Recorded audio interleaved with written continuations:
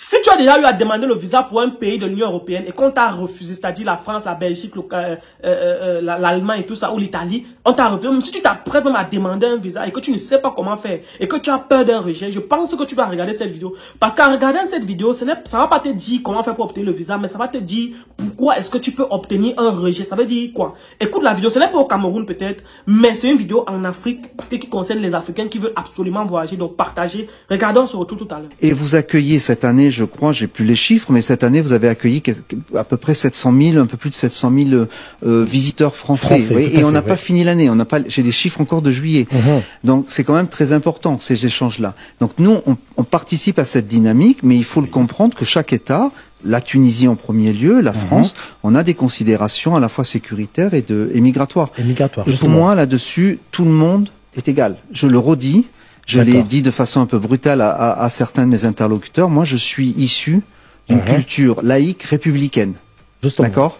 Et donc, tout le monde est égal. Et tout le monde est d'autant plus égal que, si vous voulez, le risque migratoire aujourd'hui, il se pose sur l'ensemble des catégories socio-professionnelles. Justement, donc expliquez-nous justement, parce qu'il y a eu de refus, par exemple, des médecins, et d'autres catégories qui sont plus ou moins privilégiées en Tunisie. Est-ce qu'il y avait des fraudes? Est-ce qu'il y avait de faux dossiers, de faux diplômes là-dessus? Parce que c'est très important aujourd'hui de le savoir. Encore une fois, je vous le redis, je comprends que souvent les gens imaginent que parce qu'ils sont médecins, ingénieurs, avocats, ils auraient automatiquement accès. Je suis désolé.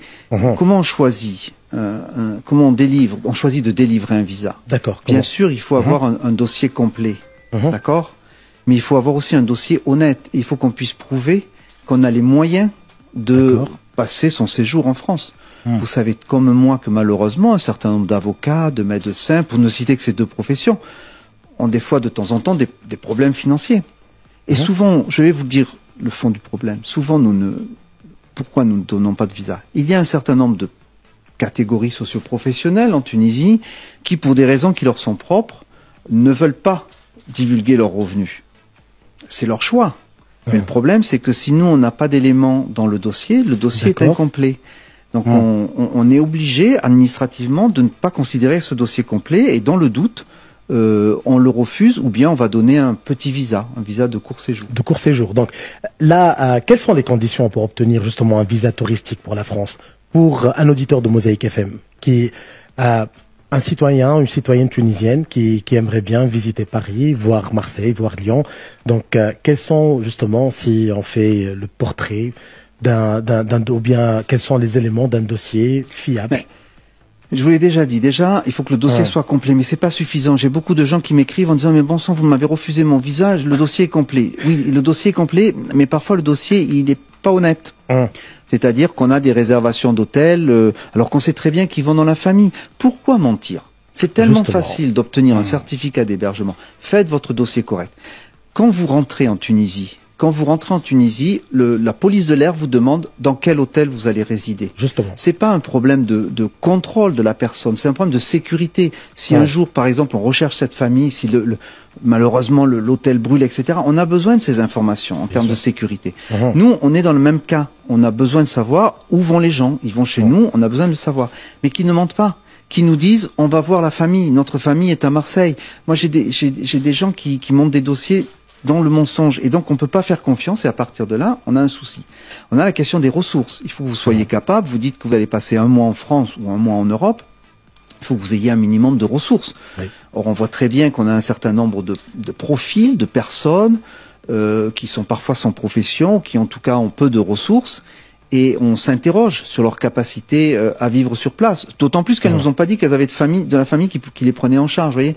Donc, quand vous avez une accumulation de mensonges, c'est un peu dommage. Mais surtout, il faut pas hésiter à donner les raisons, de nous dire, je vais voir la famille, je vais à un mariage, je vais me faire opérer ou j'ai un problème de santé. Et je peux vous dire que quand les gens nous expliquent ça, on a un œil beaucoup plus attentif, surtout sur les malades, surtout sur les mamans qui vont marier leur enfant en France. Voilà, on essaie d'avancer les rendez-vous, on essaie de les traiter le mieux possible. Mais encore une fois, c'est véritablement l'honnêteté. Après, je peux pas dire qu'il y a un profil, c'est-à-dire qu'on aurait des gens de telle région, des gens de telle couleur qu'on prendrait pas. Ça se passe pas comme ça. Exactement. Et pour le regroupement familial, justement, il y a eu une polémique quelque part cet été par rapport à des Tunisiens qui n'ont pas eu le visa pour finalement partir en France, etc. Donc ce dossier traîne depuis quelque temps, monsieur. Alors, il y a deux choses. Hein. Il y a les histoires de regroupement familial et les histoires de visa de conjoint. Justement. Sur le regroupement familial. Salut à tous, bienvenue dans cette nouvelle vidéo. Encore une fois, le plus surtout pour échanger, parler d'un sujet qui de près ou de loin concerne notre communauté. Si on parle de ce qu'on a vu, on a entendu. Et si possible, bien évidemment, on donne un peu, je dis bien un peu, notre avis. Alors aujourd'hui, on parle d'un sujet délicat, c'est-à-dire les voyages. Parce qu'il faut dire, en Afrique, 80% des Africains veulent voyager. 90% même veulent voyager. Ça, c'est une réalité. 90% des Africains veulent voyager. Et maintenant, cette vidéo va édifier ou bien va édifier beaucoup de personnes. Parce que quoi? Ce qui se passe souvent, c'est que je vais vous expliquer très simple. Pourquoi est-ce que quand un Français demande le visa, n'a même pas besoin de visa pour aller dans d'autres pays parfois à cause de son passeport. Un Français parfois demande le visa ou bien n'a même pas besoin de visa. Pourquoi? Parce qu'on connaît déjà qu'en France, il n'y a pas possibilité de jongler. Le statut social de la France est clair. Ça veut dire que le statut, c'est une société capitaliste. Ça veut dire que 90% de la population, 80%, je connais pas autour de pourcentage, mais la plupart de la population travaille là-bas. Ça veut dire quoi? Les gens ont des revenus moyens, des revenus conséquents, qui fait en sorte qu'ils auront un travail. Donc ça veut dire quoi? Si par exemple, je te prends un exemple, tu es en France, tu vas aller aux États-Unis. Le visa, ça va pas se passer comme quelqu'un qui est au Cameroun et qui va aller aux États-Unis. Parce qu'au Cameroun, on sait que c'est le tiers monde. Les gars n'ont pas. C'est pas facile. On sait que la monnaie d'abord du Cameroun, c'est d'abord ça là qui bloque. Parce que la monnaie du Cameroun seulement multiplié 150 pour que ça donne 1 euro pour avoir l'argent monté. C'est déjà d'abord le premier frein. Ça, c'est ce que les gars ont utilisé de l'autre côté pour nous bloquer sur place. Parce qu'ils savent que notre monnaie est inférieure au leur. Et ça fait que quand tu es à voyager, il faut qu'on s'assure que tu as énormément d'argent pour bouger. Alors, je vous explique. Quand peut-être un Français se lève, il veut bouger pour aller, il va d'abord demander peut-être qu'est-ce qu'il fait dans la vie, il va donner sa profession, chose qui est vérifiable partout, à partir des États-Unis, parce que on va vérifier.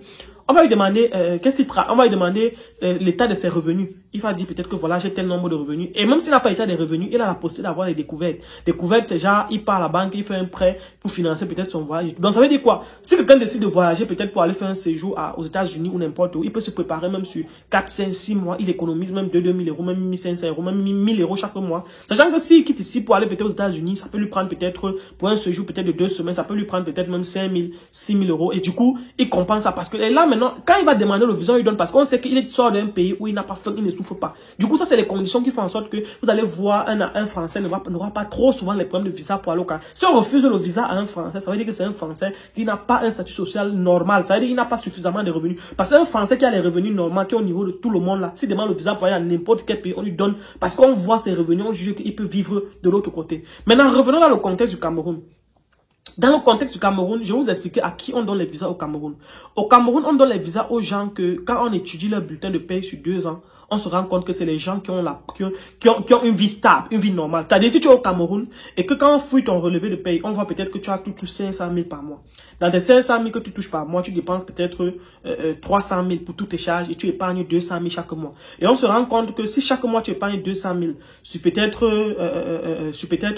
10 mois, ça fait 2 millions. Sur 12 mois, ça fait 2 millions et demi. Et maintenant, sur 2 ans, ça fait peut-être 5 millions ou 4 millions que tu as mis de côté. Et du coup, on regarde comme ça, on se dit, bon, ok, si tu travailles depuis 10 ans, on voit peut-être tes épargnes depuis 10 ans, tu es peut-être dans 5 millions, 6 millions. On se dit, ok, pour un séjour de 2 semaines en France, il ne peut pas dépenser plus de 5 millions. Il va dépenser maxi 1 million, 1 million et demi. Donc, s'il a payé son billet d'avion, il va dépenser maxi 1 million, 1 million et demi. Et en plus, quand il a la famille. Parce qu'il faut dire que le problème que nous, on a souvent chez nous ici en Afrique, c'est que quand on veut demander les visas pour voyager, on se retrouve très souvent dans une dynamique où on fait ce qu'on appelle du faux. Ça veut dire quoi? Parfois, si tu ne travailles même pas, tu vas voir quelqu'un qui va monter un... Parce qu'il faut dire que ces gens ont des facilités pour se renseigner. Ça veut dire que ne sois pas surpris que peut-être tu donnes le nom d'une entreprise. L'ambassade appelle l'entreprise parce qu'ils ont des connexions pour essayer de fouiller. Parce que tu vas donner ton nom peut-être à personne qui est dans l'entreprise, qui va faire ton dossier, qui va gérer tes tout, qui va te créer un profil. Or, dans l'entreprise, peut-être ils ont des gens que tu ne connais même pas. Ils appellent, on vérifie. Dès qu'on vérifie que tu n'es pas là-bas, du coup, on te met rejet. Et tu ne comprends pas pourquoi. C'est pour ça que vous allez voir des personnes qui ont un statut correct et normal au Cameroun, qui demandent le visa,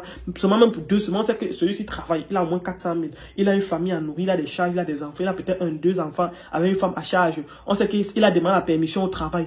Quand quelqu'un comme ça demande le visa, on lui donne. Parce qu'on sait que comme il part là, il va revenir parce qu'il ne peut pas laisser le temps de s'intégrer et de trouver un travail. Il ne peut pas abandonner sa famille comme ça. Et du coup, on lui donne le visa. Donc ça veut dire que si vous êtes dans ce statut au Cameroun, vous demandez le visa, on va vous donner. Et il suffit que ce soit un motif valable et justifiable. C'est mon frère qui se marie, c'est ma soeur qui se marie, je sais pas, c'est ma soeur qui se marie, ma mère est malade, je peux pas la voir. Et tout, même quand c'est la maladie, pourquoi on vous donne le visa pour la maladie? Il faut qu'on vérifie que bon, vous avez peut-être l'argent pour vous soigner quand vous allez dans un hôpital. Si on voit que vous avez ça, on va vous donner le visa. Mais très souvent, c'est parce que vous allez voir des gens qui bâtissent les dossiers en Afrique sur du faux. C'est-à-dire que quelqu'un commence un dossier du bas jusqu'en haut, il te dit même qu'il a 2 enfants, 3 enfants, il fait tous les faux papiers même pour les enfants. Or, il oublie que quelque part on va le coincer parce que les gars ont des connexions un peu partout. Ils vont se renseigner. Donc, si vous voulez demander un visa, moi je pense que ça, si vous n'avez même pas de statut, c'est encore mieux d'aller simplement et de dire ce que vous avez, de montrer ce que vous avez. Certes, on va jamais dire que les gars seront toujours 3. Il y aura quand même les petits derrière. Mais ne faites pas trop de derrière.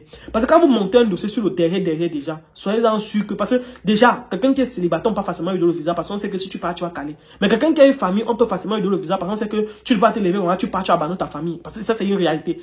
Quelqu'un qui a une famille, il ne va pas se lever comme ça, partir, abandonner sa famille, il faut qu'il ait ses revenus. Maintenant, si peut-être que tu as ta petite boutique, que tu as là, peut-être qui tourne, tu as peut-être 10, 15 bâtons de capital. On voit que tu as 15 bâtons de capital, tu décides d'aller faire peut-être 2 semaines en bec. On va te donner le visa. Parce qu'on suppose que tu as ton petit business, même si c'est comment, tu ne peux pas manquer le chiffre qui va peut-être te permettre de vivre là-bas. Et du coup, ça, c'est les trucs que peut-être vous ne connaissez pas. Et ce qui fait que, parfois, quand vous êtes dans certaines agences, on vous chope parce qu'on vous fait des faux papiers. On vous fait des faux papiers du début jusqu'à la fin.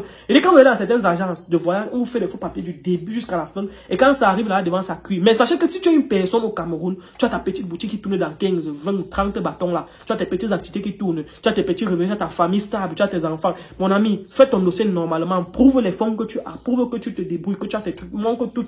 Demande le visa. Je t'assure qu'on va te donner. Tu demandes le visa que c'est pour un motif valable. Si c'est anniversaire, truc, ou famille, ou quoi que ce soit. Parfois, même pour les petits concerts, même pour les petites cérémonies, même pour les petites manifestations, même pour les concerts, même pour les trucs comme Back to Africa que Philippe Simon organise souvent comme ça. Tu demandes le visa pour les trucs comme ça, on te donne. Parce qu'on sait que c'est des trucs importants pour l'homme. Donc, sur ce système par rapport à ce sujet, si vous avez compris, si vous avez écouté, appliquez mes conseils. Après bientôt, le Cameroun, c'est pas fini.